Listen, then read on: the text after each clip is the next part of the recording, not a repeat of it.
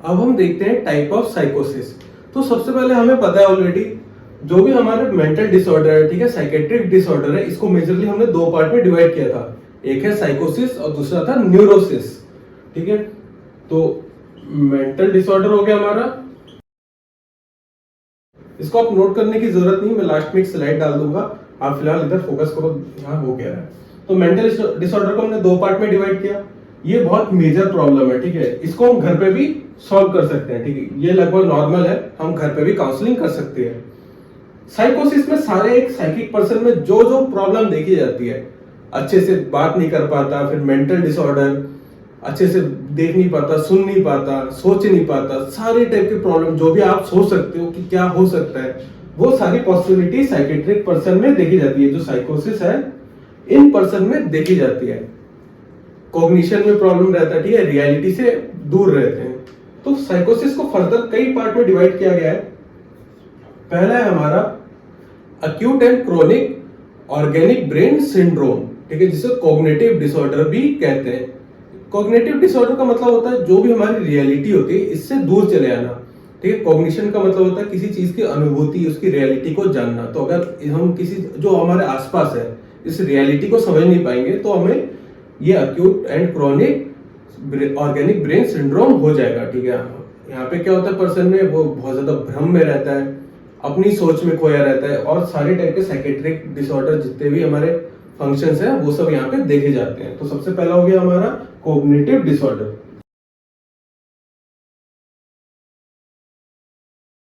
तो ये हो गया हमारा कॉग्निटिव डिसऑर्डर, जहां पे हमने क्या क्या देखा, मेमोरी, ठीक है, ये सब मेमोरी में डिफेक्ट, फिर कॉग्निशन में डिफेक्ट, डिमेंशिया होता है वहां पे,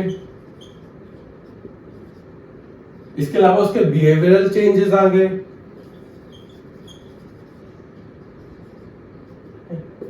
तो ये कुछ इसके साइड इफेक्ट है। और जो भी साइकेट्रिक डिसऑर्डर होते हैं, ठीक है, साइकोसिस में क्या क्या होता है, अच्छे से बोल नहीं पाता, फिर भूल जाता है वो बहुत सारी चीजें, उसमें ओरिएंटेशन प्रॉपर नहीं रहता, डिसओरिएंटेशन हो गया। ठीक,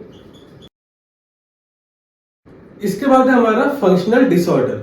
फंक्शनल डिसऑर्डर में जो भी हमारी डेली लाइफ की एक्टिविटी है, ठीक है, जो भी हमारा ओरिएंटेशन है, हमारा फंक्शन है, हमारी मेमोरी है, इन सब में डिफेक्ट देखा गया है। एक पर्सन अच्छे से अपना काम नहीं कर पाता, सोच नहीं पाता, फिर उसके थिंकिंग में बहुत ज्यादा प्रॉब्लम आ जाती है, थॉट में चेंजेस आ जाते हैं। ये कुछ फंक्शनल डिसऑर्डर के साइड इफेक्ट होते हैं। तो फंक्शनल डिसऑर्डर को भी फर्दर दो पार्ट में डिवाइड किया गया है। पहला है सिजोफ्रेनिया और दूसरा पैरानॉइड स्टेट।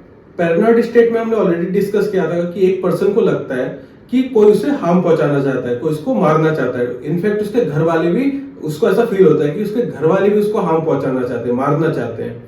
ठीक है, उसकी रियलिटी से वो खो जाता है। ठीक है, ये उसके फंक्शनल डिसऑर्डर हो गया। इसके अलावा था हमारा सिजोफ्रेनिया। सिजोफ्रेनिया के बारे में हमने डिस्कस किया था कि उसके डेली लाइफ में जो भी एक्टिविटी हो रही है उससे वो दूर चला जाता है, अच्छे से सोच नहीं पाता, कंसंट्रेट नहीं कर पाता, सपनों की दुनिया में चले जाता है। इसीलिए उसको स्प्लिट डिसऑर्डर भी कहते हैं।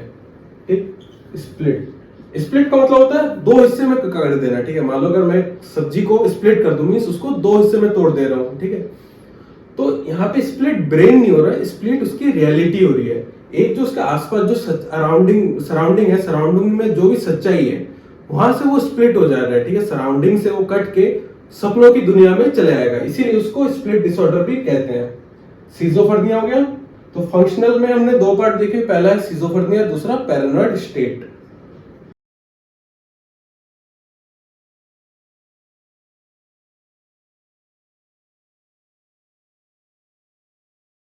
तो ये हो गया फंक्शनल। इसके बाद आता है मूड डिसऑर्डर। ठीक है, मूड डिसऑर्डर को फर्दर डिवाइड किया गया है तीन टाइप में। एक है मेनियक स्टेट, जहां पे बहुत ज्यादा हैप्पीनेस होता है, ठीक है, पागलपन जैसे हरकतें करता है। मूड डिसऑर्डर में क्या है, एक नॉर्मल पर्सन है, अचानक से उसका मूड चेंज हो जाएगा, बहुत ज्यादा पागल जैसी हरकतें करेगा, बहुत ज्यादा एक्साइटेड हो जाएगा, बहुत ज्यादा यूफोरिक हो जाएगा। ठीक है, सेक्स ड्राइव उसका अचानक से इंक्रीज हो जाएगा। तो ये हो गया मेनियक स्टेट। इसके बाद अचानक से क्या हो सकता है, वो डिप्रेशन में भी जा सकता है। ठीक, ये एक पर्सन की कंडीशन हो सकती है कि वो नॉर्मल है फिर मेनियक में चला गया। दूसरे पर्सन में ये हो सकता है कि वो एक नॉर्मल कंडीशन में अचानक से वो डिप्रेशन में चला गया। ठीक है, डिप्रेशन हो गया, सैडनेस आ गया यहाँ पे। इसके बाद थर्ड है हमारा बाइपोलर डिसऑर्डर। बाइपोलर में क्या था, या तो वो सैड भी हो सकता है या हैप्पी भी हो सकता है, ठीक। मेनिया कंडीशन क्या होगा, नॉर्मल या हैप्पी, ठीक है। यहाँ पे सैडनेस कम है क्योंकि इसके बाद आता है डिप्रेशन। डिप्रेशन में क्या होगा, नॉर्मल या तो बहुत ज्यादा सैड, यहाँ पे हैप्पीनेस नहीं होगा। और बाइपोलर में क्या है, नॉर्मल है, सैड भी हो सकता है, हैप्पीनेस भी देखा जाता है, ठीक। तो ये 3 कंडीशन है। और फर्दर बाइपोलर को भी 2 पार्ट में डिवाइड किया गया है, ठीक है। एक है टाइप 1 और दूसरा है टाइप 2, ठीक। बाइपोलर को 2 पार्ट में डिवाइड किया, टाइप 1 और टाइप 2। टाइप 1 में क्या होगा, जैसे नॉर्मल बाइपोलर होता है, बहुत ज्यादा सैड हो सकता है, बहुत ज्यादा हैप्पी हो गया, फिर थोड़ा सैड, या थोड़ा सैड फिर अचानक से हैप्पी, लॉन्ग टाइम तक फिर सैड। तो ये हो गया टाइप 1। इसके बाद आता है टाइप 2। टाइप 2 में क्या होता है, हाइपोमेनिया। हाइपोमेनिया, मेनिया तो आपको पता है बहुत ज्यादा एक्साइटेड, हाइपोमेनिया मींस उससे थोड़ा कम, नॉर्मल, जो भी नॉर्मल पर्सन एक्साइटेड रहता है वैसे एक्साइटेशन होगा, बहुत हाइपर एक्साइटेशन नहीं है, ठीक है, हल्का फुल्का एक्साइटेशन है। और इसके साथ साथ डिप्रेशन भी है। तो अगर इसका ग्राफ बनाए तो कैसा होगा, थोड़ा बहुत एक्साइटेड फिर सैड, थोड़ा बहुत एक्साइटेड फिर सैड। जबकि यहां पे क्या था, टाइप 1 में एक्साइटेड, प्रॉपर एक्साइटेड भी है, सैड भी है, एक्साइटेड भी है, सैड भी है। और यूनिपोलर में क्या था, हमने उस टाइम डिस्कस किया था, यूनिपोलर में सिर्फ सैडनेस है, ठीक। वो बहुत ज्यादा सैड होगा, फिर थोड़ा बहुत नॉर्मल स्टेट रहेगा, फिर सैड हो जाएगा। तो टाइप 1, टाइप 2 और यूनिपोलर, ठीक, इसमें कंफ्यूजन नहीं होना चाहिए। बाइपोलर का ये थोड़ा कई बार कंफ्यूजन हो जाता है कि टाइप 2 में जो हाइपोमेनिया वाला है ये यूनिपोलर की तरह है, पर नहीं, यूनिपोलर में ज्यादातर सैडनेस आता है, जबकि टाइप 2 में, ठीक, यहाँ पे दोनों पोल है, हैप्पीनेस भी है, सैडनेस भी है। तो ये थोड़ा बहुत हैप्पी हो रहा है but most of the time sad रहता है। तो ये हो गया आपका साइकोसिस। इसके बाद हम देखेंगे न्यूरोसिस के बारे में, तो इसको आप नोट करना चाहे तो नोट कर लीजिए। अब हम आगे देखते हैं न्यूरोसिस के बारे में। तो हमने ऑलरेडी डिस्कस किया कि न्यूरोसिस एक माइनर प्रॉब्लम है, यहाँ पे ऐसे ज्यादा रिक्वायरमेंट होती नहीं ट्रीटमेंट की, घर पे भी काउंसलिंग करके हम इसको सॉल्व कर सकते हैं। तो न्यूरोसिस के अगर वेरियस फीचर की बात करें तो जैसे क्या हो सकता है, एंजाइटी हो सकता है, ठीक है, वो बहुत ज्यादा सोच में चला जाता है, कोई चीज बार बार रिपीट करता है, ठीक। यहाँ पे न्यूरोसिस वाले पर्सन को वो रियलिटी में रहता है, जहां पे हमने देखा था साइकेट्रिक पर्सन में वो रियलिटी से कट गया, बिल्कुल अलग हो जाता है। वहीं पे न्यूरोसिस वाला पर्सन रियलिटी में ही रहता है, अपने आसपास के सराउंडिंग को समझ पाता है कि क्या हो रहा है, क्या नहीं हो रहा है, ठीक है। तो न्यूरोसिस के फीचर के अकॉर्डिंग न्यूरोसिस को भी मल्टीपल टाइप में डिवाइड किया गया है। पहला है एंजाइटी, हम सबको पता है एंजाइटी क्या है। इसके बाद है फोबिक स्टेट।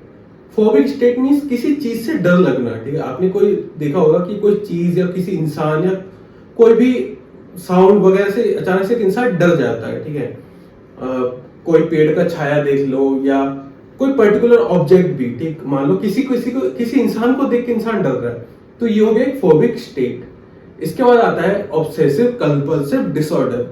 ऑब्सेसिव का मतलब होता है किसी चीज के बारे में बहुत ज्यादा सोचना, ठीक है, किसी चीज के लिए ऑब्सेस्ड रहना। हम कहते हैं ना कि ये इंसान इस चीज के लिए बहुत ज्यादा ऑब्सेस्ड है, मींस उसके बारे में बहुत ज्यादा सोचता है।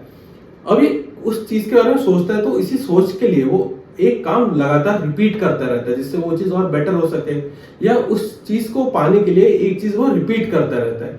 इस रिपीटेशन को कहते हैं कंपल्सिव।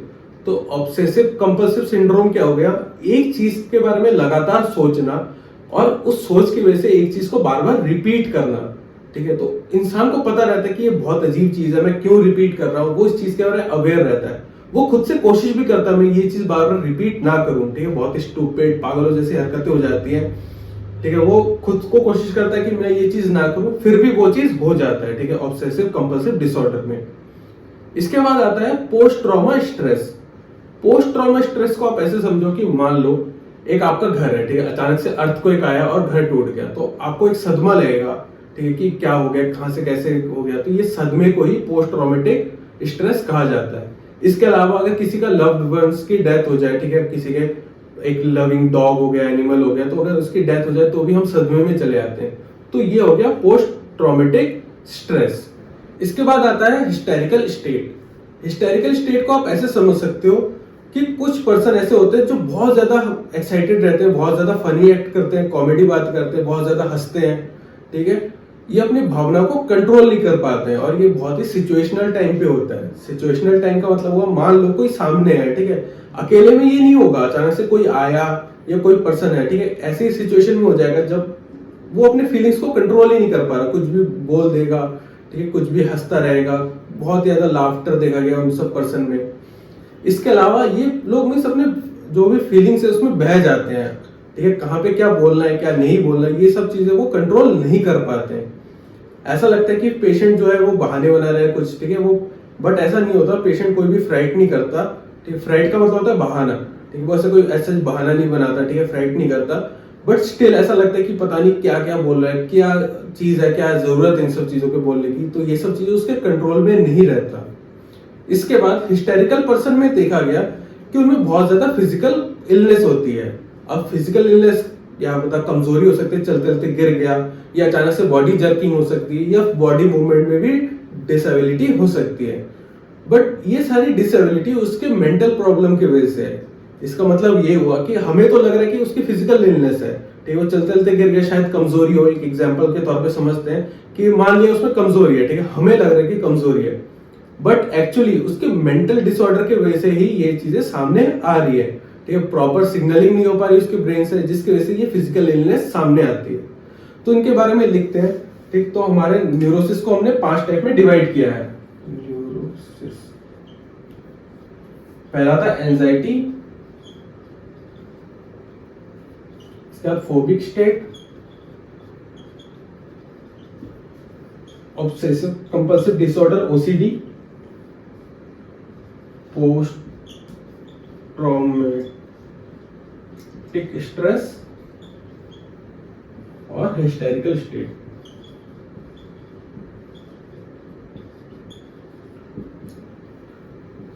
तो इनके बारे में वैसे मैं लास्ट में एकदम नोट्स डाल दूंगा आपको, वहां से आप स्क्रीनशॉट ले लेना, ठीक है, इनके बारे में लिख दूंगा। तो मेजरली यही है न्यूरोसिस स्टेज में, जहाँ पे ये हम घर पे भी काउंसलिंग कर सकते हैं। मान लो किसी को पोस्ट ट्रॉमेटिक स्ट्रेस आया, उसको कोई लव वन की कुछ डेथ हो गई या कुछ हो गया, तो उसको समझा सकते हैं कि ये नॉर्मल है, होता रहता है, लाइफ साइकिल है। इसके अलावा हिस्टेरिकल स्टेट हम उसको समझा सकते हैं कि अभी चुप कर जा, ज्यादा मत बोल, या फीलिंग करो, अपने कंट्रोल करो।